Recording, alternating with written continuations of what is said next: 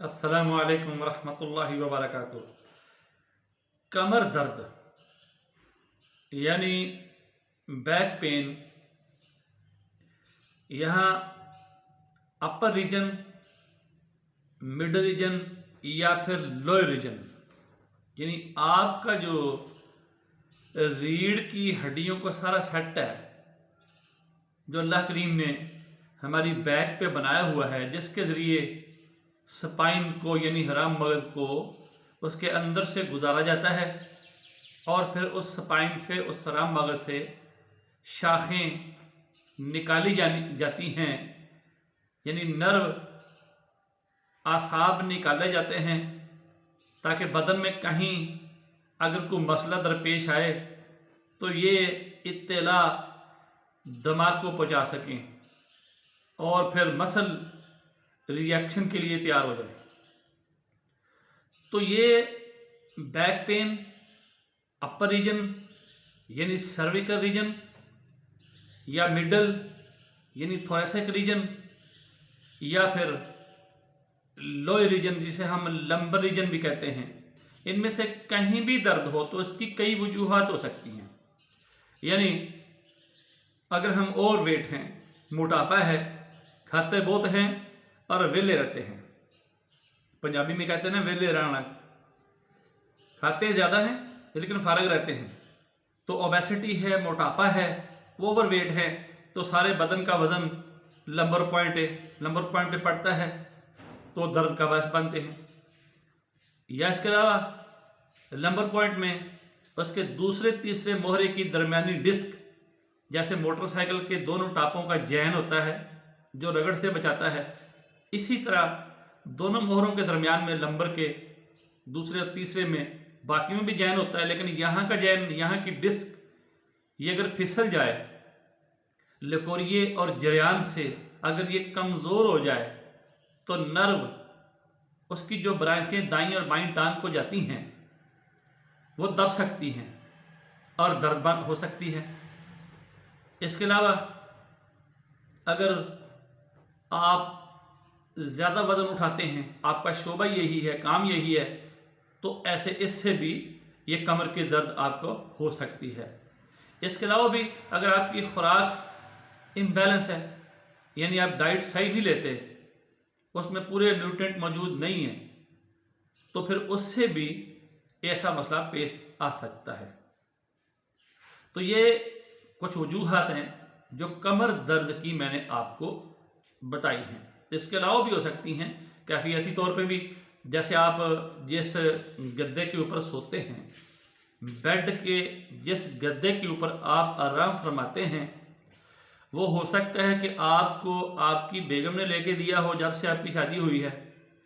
और ये अभी तक सारी उम्र आप उसी को ही चला रहे हों और वो दरमियान से बैठ गया हो, तो फिर इसमें ससुराल का कोई कसूर नहीं है, आपने नया नहीं लिया, तो कंजूसी छोड़िए, उस गद्दे को भी नया ले आइए, वो भी आपके कमर दर्द का बायस बन सकता है। तो इसमें बेगम का कसूर कोई नहीं है, ये कसूर आपका है। उसके बाद जहाँ और छोटी मोटी कई और वजूहत हो सकती हैं, तो अब टॉपिक को लंबे किए बगैर मैं आपको ये गुजारिश करूँगा कि एक तो आप डेली बेस पे थोड़ी बहुत एक्सरसाइज ये किया करें, और एक्सरसाइज में ज़बरदस्त एक्सरसाइज आपकी नमाज है पंजगाना, यानी अगर आप नमाज ठहराव से पढ़ते हैं, उसके हर रुकन को पूरा वक़्त देते हैं, खुसूसन जब क़याम करते हैं, अपने पाँव खोलते हैं तो पाँव अपनी चेस्ट छाती के मुताबिक खोले, यानी ज़्यादा भी ना खोले और कम भी ना खोले, जितनी छाती है उतना खोलेंगे तो आपके मसल जो बजरिया लिगामेंट, आपकी जो वर्टेब्रा बोन हैं उनके साथ जुड़े होते हैं, इनको खिंचाव नहीं होगा, और मसल के खिंचाव की वजह से जो दर्द होती है आप उससे बचे रहेंगे। जब आप रुकू जाते हैं तो रुकू में बिल्कुल सही रुकू करें, यानी जिसे 90 डिग्री के नाम से आप पहचान सकते हैं, इतना आप झुकाव करें कि आपके मसल उनकी अच्छी एक्सरसाइज रुकू में हो सकती है। और सजदे में भी ऐसे ही, आप सजदा भी लंबा करेंगे तो आपके जो मसल हैं वर्टेब्रा के, इनको बहुत फ़ायदा होगा। तो ऐसे ही और भी एक्सरसाइजें, जैसे आप सीधे खड़े होके, बिल्कुल सीधे खड़े होके क्याम की, जैसे नमाज में क्याम की हालत में होते हैं, तो आपने कमर को दाएं ऐसे बाएं, ये एक्सरसाइज चंद मिनट के लिए करें। इससे भी आपके मसल को अच्छी ताकत मिलेगी। उसके बाद एक दो होम रेमेडी हैं, आप इन पे अमल करें, आपकी कमर दर्द से जान छूट जाएगी। वो चाहे जैसी भी हो, डिस्क फिसल गई हो, नर्व दब गया हो, या वहाँ पे किसी ज़रब, चोट, इंजरी की वजह से वहाँ पे खून का जमाव हो गया हो, कोई भी काज हो आपके बैक पेन की, तो उसके लिए ये नुस्खा बड़ा आसान है। अदरक आपके घर में होता है मौजूद, जिंजर, अदरक, जंजाबील, ये इसके नाम है। आप अपने घर से एक टुकड़ा छोटा सा अदरक का पकड़े, उसको अच्छी तरह पेस्ट बना लें उसका,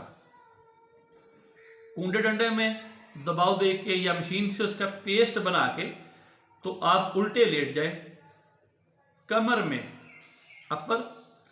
यानी सर्विकल रीजन या मिडल, थोरेसिक रीजन या फिर लंबर रीजन, लोअर पे कहीं भी दर्द हो, वहां